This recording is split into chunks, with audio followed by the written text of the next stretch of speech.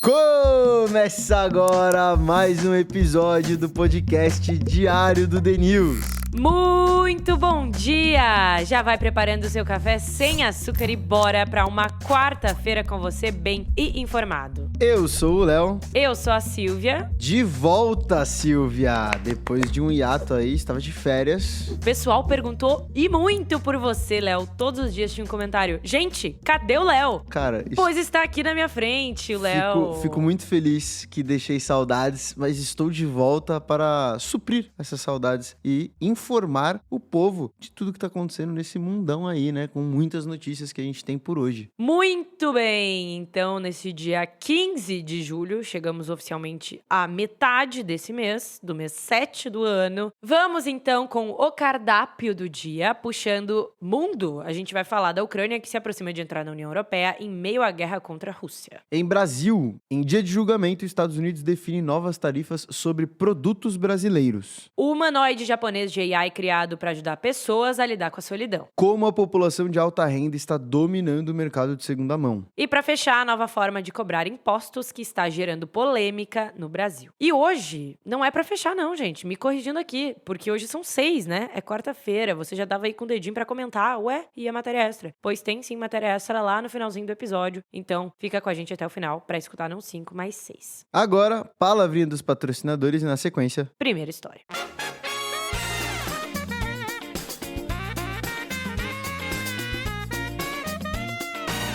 Léo, já caiu a ficha que a gente chegou na metade de 2026? Não sei você, mas todo mundo que eu conheço tinha alguma meta pra esse ano que já ficou pra 2027. Pois é, Sil, e eu acho curioso que muita gente adia esses planos sem saber que existe um jeito de se planejar de uma forma muito mais estratégica e segura com o consórcio da Demicon. Exato, e funciona de um jeito bem simples. Você define o seu objetivo e escolhe o plano que melhor combina com a sua realidade. Tudo sem juros e sem entrada. Então, se ainda tem alguma conquista pendente na sua lista, não precisa esperar o ano que vem, tá? Quer fazer uma simulação sem compromisso? O link tá aqui na descrição.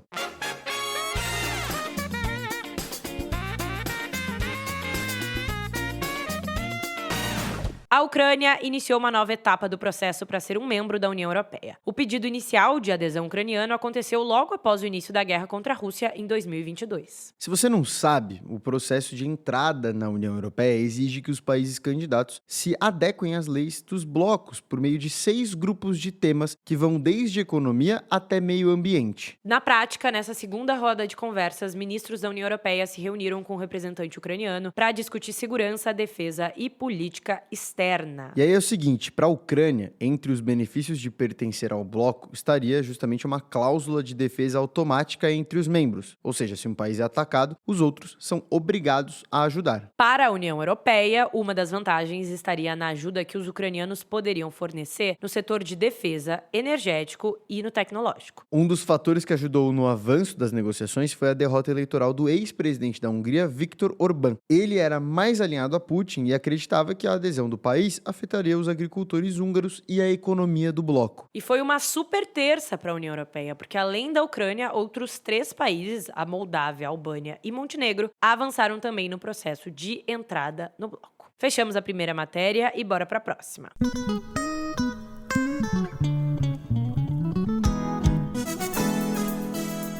É hoje o prazo final para os Estados Unidos decidirem se aplicam uma tarifa de 25% sobre produtos brasileiros. A proposta foi apresentada em julho pelo USTR, que é o escritório comercial dos Estados Unidos, como retaliação a práticas do Brasil consideradas incoerentes, como, por exemplo, aí, o PIX e o desmatamento ilegal. E aí o governo brasileiro tem enxergado 3 possíveis cenários e a gente vai destrinchar um pouco aqui eles para você. Primeiro é a taxação. Caso o país realmente seja punido, que é a possibilidade considerada mais provável, o governo deve formular algum tipo de ajuda para os setores impactados e diversificar o mercado para se tornar menos dependente dos Estados Unidos. O segundo cenário seria de suspensão. O Planalto não descarta um mundo em que os Estados Unidos suspendam a tarifa para citarem a atuação de Flávio Bolsonaro e conferirem uma vitória política ao senador. Nesse caso, o governo tentaria reforçar a associação das tarifas à família Bolsonaro. Por fim, ainda que mais remota, o governo considera a possibilidade possibilidade dos norte-americanos postergarem as tarifas. Nesse caso, as negociações seriam mantidas e a postura brasileira seria técnica. Até o momento, uma das principais ações do governo para evitar a taxação foi a apresentação aos Estados Unidos de um plano com medidas que o Brasil poderia adotar para melhorar os pontos criticados. O país ainda acenou aos norte-americanos a possibilidade de reduzir taxas para cerca de 300 linhas tarifárias. E aí, qual o impacto caso o Brasil seja taxado? Bom, a tarifa confirmada significaria uma possível alta do dólar e da Selic. A medida ainda faria o país saltar da 13ª posição de país mais taxado pelos Estados Unidos para a segunda posição, ou seja, de 13 para segundo, o Brasil ia estar só atrás apenas da China. Aqueles setores que têm maior dependência das exportações para os Estados Unidos devem sentir um pouco mais, como a siderurgia e mineração, papel e celulose e proteína animal. Entregue a nossa segunda história do dia, bora para a terceira.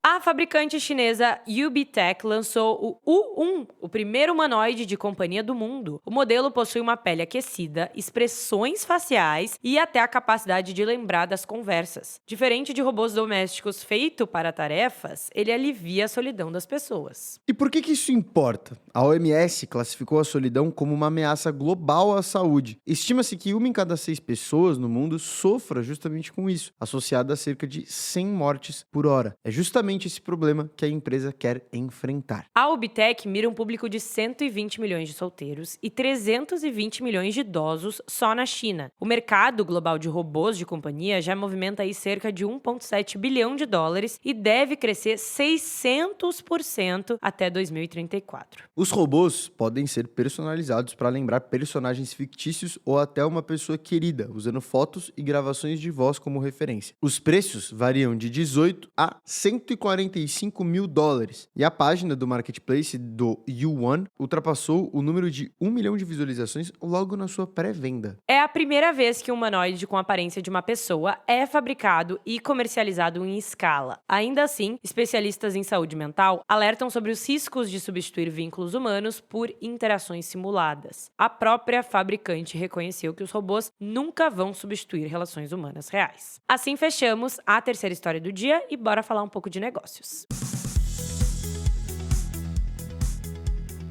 Seja pela sustentabilidade ou moda vintage, o mercado de segunda mão cresce 3 vezes mais rápido que o de produtos novos e deve movimentar 360 bilhões de dólares até 2030. E parte desse avanço vem da revenda de artigos de luxo, que foi impulsionada por um público que foge do estereótipo, tá? Clientes de alta renda. Ou seja, a galera que tem dinheiro para comprar estes produtos, sendo de primeira mão, ou seja, ali na loja direto, estão começando a comprar no mercado de segunda mão. Olha que loucura, Silvia. Segundo o levantamento, Léo, nos Estados Unidos e na China, as pessoas que gastam entre 10 mil dólares e 50 mil por ano em marcas de luxo compram itens usados com mais frequência do que consumidores ocasionais. Muitos compradores enxergam bolsas e relógios de luxo como ativos. E de fato existe essa conversa no mercado, que bolsas, relógios são como obra de arte e acabam aí valorizando. Então aí nesse caso, ao contrário de outros itens, né? Relógios, bolsas, como a gente disse, essas pessoas podem preservar. E aí, em alguns casos, até aumentar o seu valor ao longo do tempo, como eu disse. Essa lógica já está até na decisão de compra. No último ano, 47% dos consumidores disseram considerar o valor de revenda antes de adquirir um produto de luxo. Entre os vendedores, 41% já afirmaram vender suas peças para recuperar o investimento e gerar renda extra. Somado a isso, pense que o mercado da moda é exclusivo. Marcas utilizam a escassez para ganharem prestígio e produtos deixam de ser fabricados pouco tempo após o lançamento. E aí, por conta disso, a revenda passa a ser a principal forma de acessar artigos de coleções antigas e edições limitadas. Quarta história do dia entregue, bora pra quinta.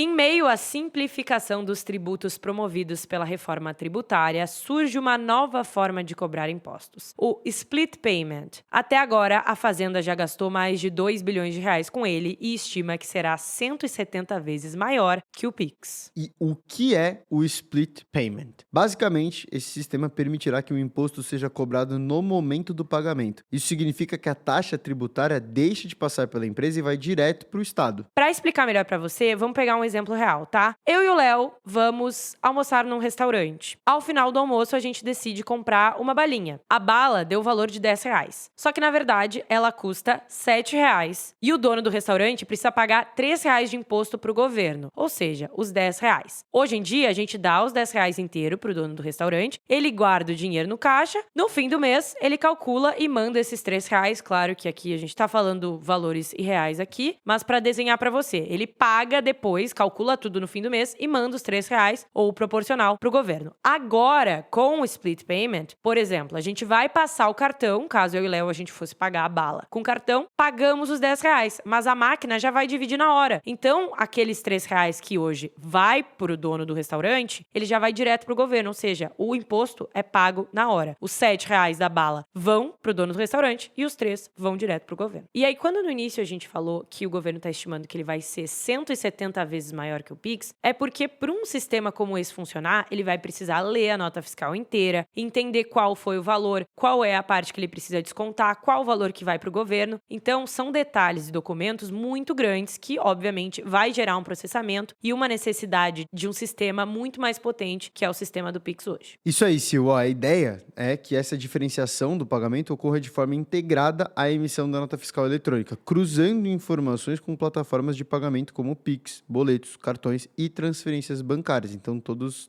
esses métodos mais digitalizados. O sistema vai marcar uma ruptura com o modelo atual, em que o imposto é embutido no preço final, né, que é o que a gente já deu de exemplo, e recolhido em etapas posteriores. E aí, vamos lá. Existem sempre os dois lados da moeda e aqui no The News a gente traz todos esses lados para vocês. Primeiro que apoiadores enxergam que a medida traria mais previsibilidade para as empresas e menos espaço para fraudes e inadimplência. Já críticos apontam que o novo sistema poderia causar mais erros, aumentar o custo das empresas devido às adaptações necessárias e afetar o capital de giro disponível, já que antes, né, já que agora o dinheiro pago em imposto fica um tempo parado dentro de cada empresa. Assim, fechamos a quinta história do episódio de hoje. Então, a nova ferramenta que está gerando polêmica aí no Brasil. A gente trouxe os dois lados, mas a conclusão é sua. Deixe o seu comentário aqui, a sua opinião sobre o split payment. Agora sim, a gente fecha as 5 histórias. Mas calma, que hoje, quarta-feira, a gente tem uma matéria extra, então a gente vai rapidinho para a palavrinha dos patrocinadores e na sequência, mais uma história para vocês.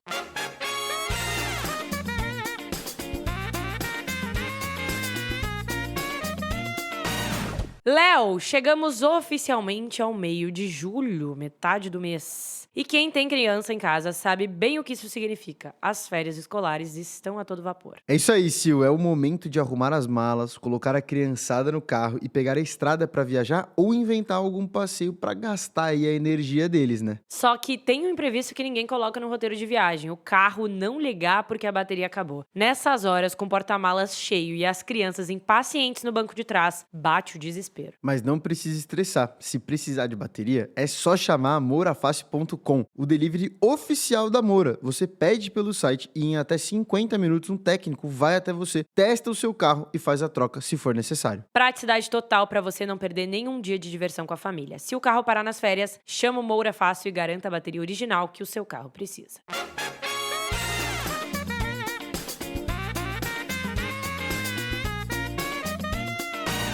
Voltamos então com a nossa matéria extra que fala justamente do nosso país, colocando aí mais etanol no tanque. Isso porque o Conselho Nacional de Política Energética aprovou o aumento da mistura obrigatória de etanol na gasolina de 30% para 32%. A princípio, essa medida valerá por 180 dias, mas o ministro da Energia não descarta torná-la permanente. Segundo o governo, a medida deve reduzir em 500 milhões de litros por mês a necessidade de importação de gasolina. Por outro lado, especialistas afirmam que a maior concentração de etanol pode elevar o consumo e acelerar o desgaste de componentes em alguns veículos. Em meio à alta das tensões no Oriente Médio, que levou o petróleo ao maior nível em cerca de um mês, o governo vê aí a medida como uma forma de se proteger da volatilidade e dos altos custos dos combustíveis fósseis. Agora sim, fechamos as matérias de hoje, mas lá vem ele, Felipe Zamboni, para falar do jogo que eliminou a França. A França, que era uma das favoritas, agora se despediu da Copa do Mundo ontem. Perdeu para a Espanha, surpreendentemente, mas o Zambo vai trazer mais detalhes. E hoje temos o outro jogo da semifinal, Inglaterra e Argentina. Zambo, é com você.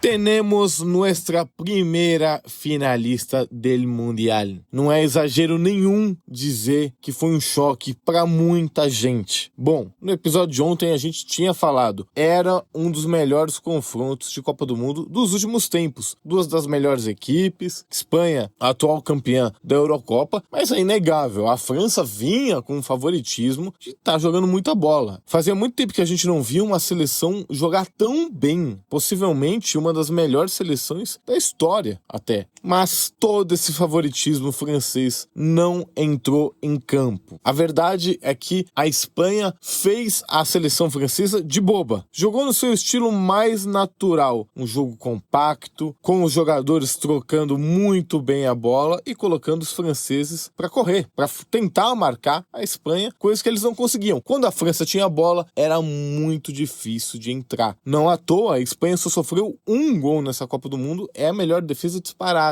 Mbappé não fez uma grande partida, Olise e Dembélé muito mal tecnicamente, e aí a França, que já não estava bem, ficando no prejuízo próximo da metade do primeiro tempo, quando a Espanha abre o placar de pênalti, e aí ficou mais difícil ainda entrar nessa Espanha que já estava com a vantagem no placar e conseguia jogar da sua forma que ela tanto gosta. No segundo tempo, os espanhóis só ampliaram o placar e aí ficou muito difícil. A França até tentou no final, teve algumas jogadas com Mbappé, mas a verdade é que o resultado é um misto de mérito e muito mérito da Espanha com o baixo nível apresentado pelos franceses. Espanha, 37 jogos de invencibilidade, batendo, igualando o recorde da Itália, e aí, se não perder no tempo normal, no domingo, vai quebrar, vai se tornar a seleção com a maior sequência de jogos sem derrotas da história. Espanha, que chega à sua segunda final de Copa do Mundo, a primeira em 2010, com um estilo semelhante, por que não? Aquele time com jogadores mais badalados, Xavi, Iniesta, mais consolidados. Essa seleção muito jovem, não tanto com aquele famoso tic-tac que a gente aprendeu, que a gente conhece muito bem, principalmente pelo Barcelona de Guardiola, mas é uma seleção muito difícil de vencer, chega muito forte para a decisão de domingo. Já a França com certeza vai ficar para a história como uma das principais seleções, mas que no final das contas não conseguiu transformar todo o brilhantismo em título. A gente sabe muito bem, né? A gente já viveu isso principalmente em 1982 com aquele timaço do Tele Santana, que no final dos contos a gente acabou sendo eliminada precocemente para a Itália. Espanha na final, agora os espanhóis aguardam hoje às 4 da tarde para ligar a TV e só acompanhar quem vem pela frente. A Argentina, a atual campeã, ou a Inglaterra? Inglaterra que foi vice-campeã da Espanha na Eurocopa de 2024. Eu comentei aqui nos episódios anteriores sobre a rivalidade Argentina e Inglaterra, era muito forte, principalmente para os nossos hermanos. Tudo por conta da Guerra das Malvinas. E aqui eu acho que vale um disclaimer legal para todo mundo entender, caso você tá aí do outro lado não conheça a história, vou te contar rapidamente o que foi esse conflito. Tá? A Argentina sempre reivindicou o domínio das Ilhas Malvinas por estarem muito próximas do litoral do país. A questão é que esse território era controlado pelo Reino Unido desde 1833, ou seja, era um território britânico. Só que em 1982, o governo militar, na época,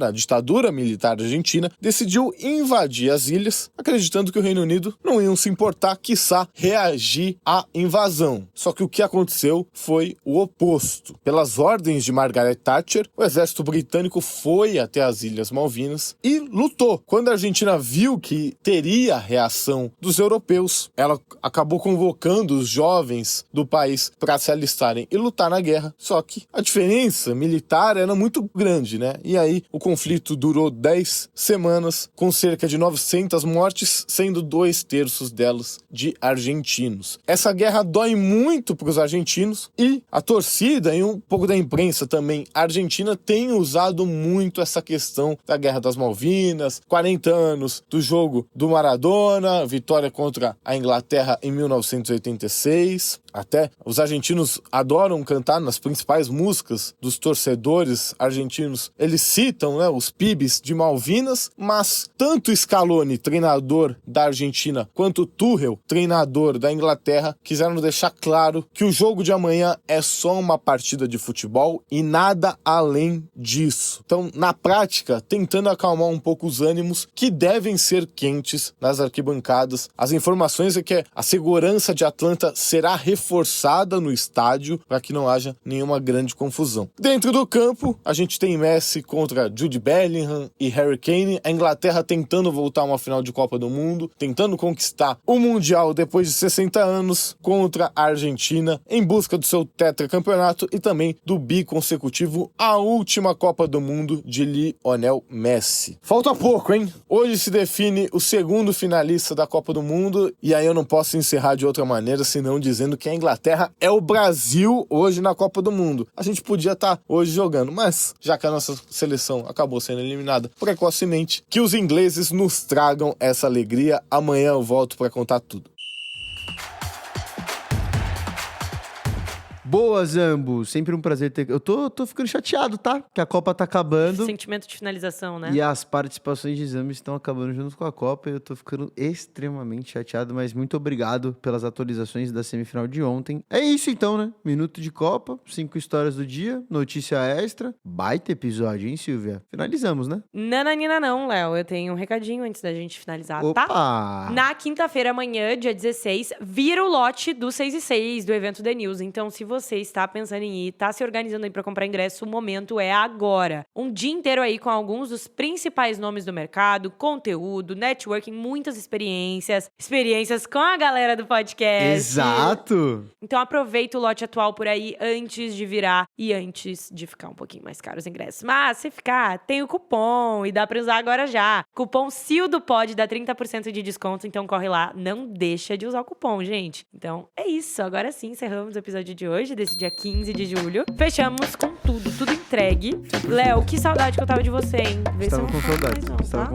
Estava com saudades. É uma honra gravar esse podcast ao seu lado e ao lado dos nossos queridos ouvintes, né? Isso aí, pessoal. Deixe seu comentário, envia pra amigo, pra mãe, pai, cachorro, vizinho, vó, todo mundo. Deixe seu comentário. Amanhã nós estamos de volta na quinta-feira. E falou!